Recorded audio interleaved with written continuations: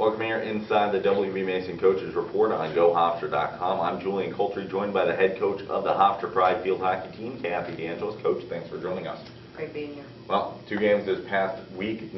Probably not the way that you want to end the season in terms of not being able to make the tournament, but you guys competed with James Madison and William & Mary. What were your overall thoughts on how you played? Well, we did compete and tapped our potential. I thought we played absolutely as hard as we can. And I mean, that's the most important factor, is to get a team to play as hard as you can. And unfortunately, we fell short. Now, first game against James Madison, you guys kept it within a couple of goals, kind of a steady game, I guess you could say. What were your overall thoughts on that contest, and what do you think you could take away going into the rest of the weekend? What could you have taken away from that match? Well, that's what it was. We played extremely steady with our defensive structure, and that's what we want to do. You want to play steady, but you've got to take some risks and you've got to make things happen. And we had a few opportunities. At one point, we had 4 corners in a row. We didn't execute, and that could have been the difference in the game. And we fell short on a couple of goals that they had. So we knew going into William & Mary that we have to take all the risks in the book, and anytime we have an opportunity, we have to focus and we really need to make something happen. Now, in terms of the game against William & Mary, it was really a shot fest in terms of what you guys were facing. Caitlin Totoro stood on her head, put on an absolute clinic, making 20 saves. You guys were outshot 41-10, but it wound up going to double overtime, and it was just beaten. You guys were just beaten out by William & Mary. So what kind of things do you remember from a contest where it goes to double overtime, but there's that much of an offensive flurry against you guys?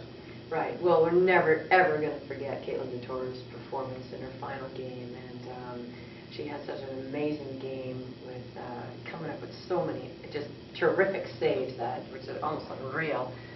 Her leadership and her focus under the pressure that she was given by William & Mary's attack was just phenomenal. And so we're never going to forget that.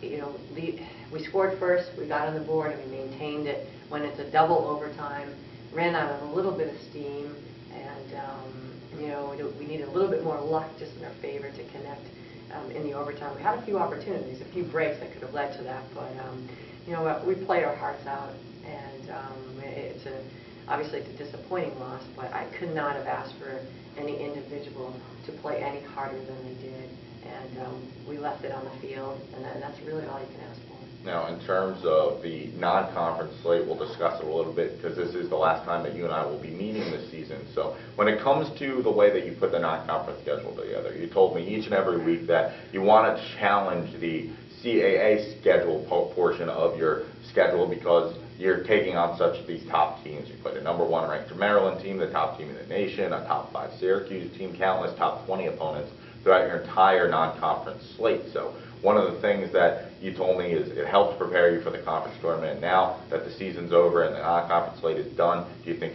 you're happy with the way that came out? Oh, absolutely.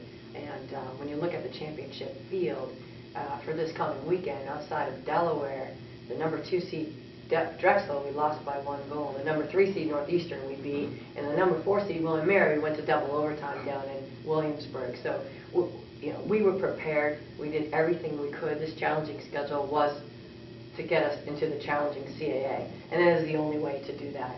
And there's no way if you play a weak schedule that you put yourself in any contention for the CAAs. And if that is our ultimate goal, which it is, to get into the championship, we have to continue to do that. Now, let's kind of break down this team class by class. We'll start with this senior class. 2 main starters for you. That was Caitlin Totoro, who we preached had a phenomenal last game in a Pride uniform, and also Stephanie Coles on that back line. What you like from them this season, and what are you going to miss most about them? Well, Caitlin just had an amazing senior year, and she was faced under probably the most challenges of anyone on our team, and faced with the most shots, just given the strength of schedule that we had. But each game, she continued to, rise above, every situation that was put in front of her. She continued to rise above and just perform higher and higher and higher. And as the challenges she faced, she stepped higher to those challenges. So I couldn't have asked her really to lead, to play any harder, and like I said, every game she was under so much pressure, but she continued to step to the challenge, and that's what you want to see. So she just, had a remarkable year. Really, really proud of her. Now, moving on to that junior class, I guess one of the things that you could say about them is they're one of the most talented classes that you have here. You look at one of the best offensive players in the conference, in Janelle Boyd-Lowe. She led her team in scoring this year. And then, of course, in the midfield, you have Marta Panos. You have Holly Andrews. So what did you like in terms of the junior class? What did you see from them, and how do they make that next step to becoming seniors next year? Well, they're ready to make the next step, and this junior class is very talented, all of them, and they've been leading and put into the starting position since their freshman year. So these are going to be the key components to our season this spring and to next fall, and they definitely have exemplified that, and just in how they performed in their last couple of seasons. They're going to take the step and with ease. Now, moving on to the sophomore class, one person I really want to highlight on that is Charlotte Lur. She was the captain this past year. She played in the central midfield, moved in after her freshman year. So what did you like from her, and do you think she's going to be able to improve even more coming into her junior year, and how can she do so? Well, absolutely. She's made vast improvement just in this past year, let alone. She continues to strive to get better, and I think that she's a key component to our next year's squad, and she was voted captain just by her team in her sophomore year. Just goes to show her leadership ability.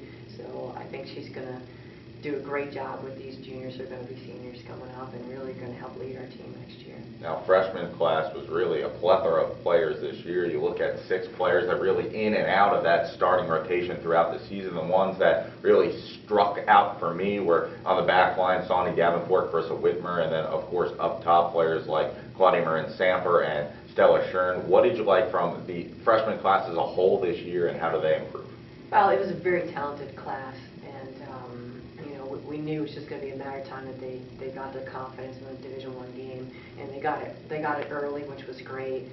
They continued to make adjustments and adapt to the Division I game very easily, and that just goes to as you can see, the performance that they had in the final weeks of the season was, I think the best that we could get from them. So we're really excited. The future's bright with these guys, and we're looking forward to the spring season. And finally, Coach, will put a wrap on 2013 year. What do you think they'll remember most?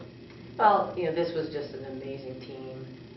A lot of fun. They had a lot of enthusiasm, and when you look at it overall, you want a team that has a great experience and works hard to make that happen. And I've got to give a credit to all the individuals on the team, what they did to really make this a team, and we had a great year.